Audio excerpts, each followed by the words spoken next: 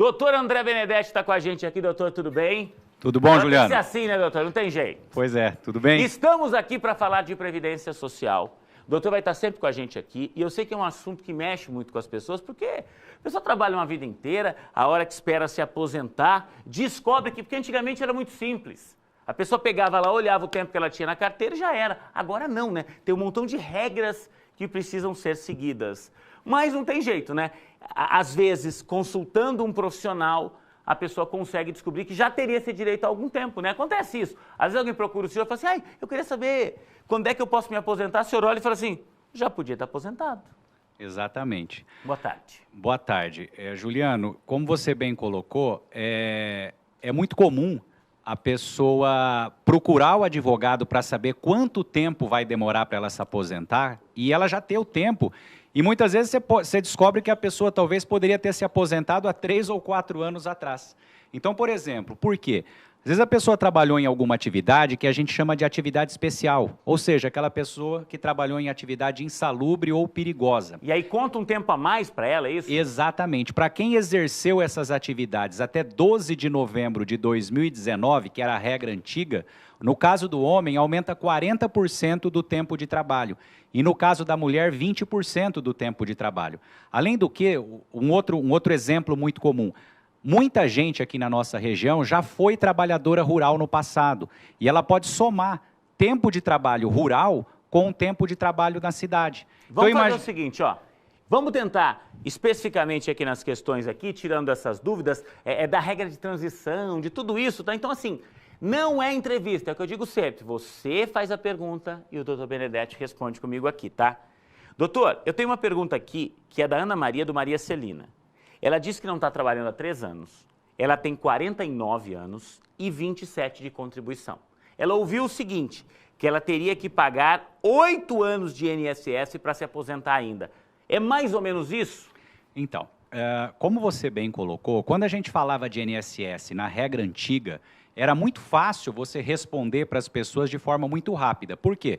Mulher tinha que ter 30 anos de contribuição e homem 35 para se aposentar, independentemente da idade. Isso ainda vale? Vale, Juliano, para quem conseguir provar que completou esse tempo até novembro de 2019. E ainda tem muita gente, como você falou, às vezes a pessoa vai te procurar e você fala, nossa, mas somando com rural, com uma atividade especial, você já tem o tempo ainda na regra antiga. Mas no caso dela, né, ela pergunta, ela tem 27 anos de contribuição. E 49 de idade. E 49 de idade. Como você bem colocou, existe depois da nova Previdência, vamos chamar assim, 4 regras de transição básica. Uma delas, por exemplo, é o que a gente chama de pedágio de 50%. Você tem que pagar 50% do tempo que faltava para você se aposentar em novembro de 2019, você tem que pagar esse pedágio. Exemplo, se ela tivesse 29 anos de contribuição em novembro de 19, ela teria que pagar 6 meses de pedágio, porque faltava 1 ano, 50% de 1 ano, 6 meses. Aí ela fala, olha, eu tenho 27 de contribuição e 49 de idade. Não dá hoje mais para a gente responder exatamente o tempo de contribuição, porque por incrível que pareça, Juliano, cada pessoa vai ter que ter um tempo diferente para se aposentar. Então, por exemplo, talvez ela vai conseguir se aposentar só com 35 anos de contribuição. A amiga dela talvez vai conseguir com 33. Vai depender da situação específica. Porque cada caso você vai ter que fazer um cálculo específico para aquela pessoa. Tem uma pergunta aqui do Silvio, que vem de encontro a isso, e ele fala da questão rural que o senhor colocou. O Silvio é de Guaravera, ele diz que já trabalha há 30 anos na cidade, mas que trabalhou durante 12 anos antes no sítio, só que não tinha registro, não tinha nada. Como conseguir provar isso? Ótimo. O pessoal sempre, muitas vezes a pessoa fala assim, nossa, eu trabalhei na zona rural, mas eu não vou conseguir provar, eu não tenho mais documentos. É muito raro quem de fato trabalhou na zona rural e não consegue provar. Vou dar aqui alguns exemplos. Claro, tem que ter algum documento? Tem que ter alguns documentos. Mas vou dar exemplo de alguns documentos que serviriam como prova. Por exemplo, a certidão de nascimento dos irmãos dele, talvez apareça lá que a profissão do pai dele é agricultor. Veja bem, documentos em nome do pai servem como provas do trabalho rural para ele, que significa que a família era uma família de agricultores. De repente, ele vai na prefeitura da cidade que pertencia a essa zona rural que ele trabalhou, e ele pede lá a documentação de que ele estudou numa escola rural. As prefeituras costumam ter isso guardado até hoje. Tá? Isso pode ser prova num processo como esse? Claro. Às vezes o pai dele pagava sindicato rural, era muito comum antes. É só ele ir até o sindicato, que os sindicatos costumam ter guardado esses documentos de anos. Tá? E aproveitando, isso são só alguns exemplos, teriam muitos mais outras provas.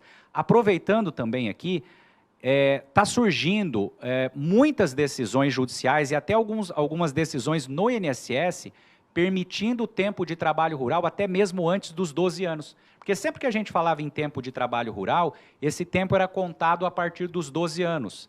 E pouca gente sabe que agora está sendo possível reconhecer tempo de trabalho rural com 10 anos, às vezes até com 8 anos de idade. Eu tenho mais de 100 mensagens que chegaram agora, nesses minutinhos, e não param de chegar. 2h27, eu preciso encerrar.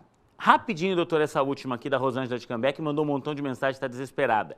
Ela diz que está sem trabalhar há 4 anos, tem 18 anos de carteira assinada e diz que teve um câncer. Ela tem 54 anos. Ela pode pedir aposentadoria ou, nesse caso, ela pediria um outro benefício que não é exatamente a aposentadoria? A aposentadoria, ela não tem o tempo mínimo de contribuição, que no mínimo 30 teria que ter, e para aposentar por idade, hoje tem que ter 61 anos de idade, o ano que vem 61,5 e o outro ano 62. Isso é uma regra de transição para aposentadoria por idade. Mas no caso dela, ela fala do câncer, né? Talvez ela esteja pensando num benefício por incapacidade.